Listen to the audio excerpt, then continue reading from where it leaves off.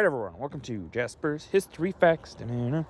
Today is September the 9th, and on this day in 1087, after many a day suffering from a major injury, William the First, or William the Conqueror of England, finally succumbed to his wounds and passed away. So William the Conqueror, very famous, conqueror. He was the Duke of Normandy in France, and had a claim to the kingship of England. So he claims that title.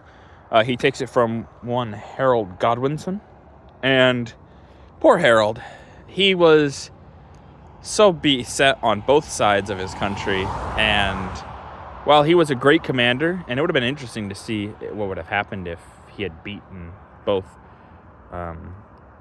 the Vikings and William off, if he would have gotten further in life, and how good of a king he would have been. It would have been interesting to see. We know a little bit about Godwinson, but not a ton.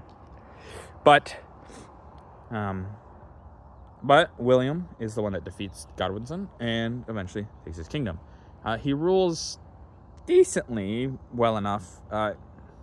England is kind of more of a side part to his entire life. He still very much cares more about Normandy, which is his dukedom in France, which makes some sense. France is a bigger country, more important at this time. So on his way to conquer a city named Mantes, I think is how you pronounce it, he suffered an injury, which would leave him in rest, trying to heal, but he would not heal from this. And he would obviously eventually succumb to his wounds. He eventually is buried in St. Stephen's Cathedral, or church. It was just called St. Stephen's Church, not a cathedral. Very big difference. He left a very, very important legacy on the English kingdom, as well as English itself, the language. His influence is the influence of French in the language. English has a lot of French influence in it, and it comes from this right here. Because when William becomes king, the language of the court becomes French.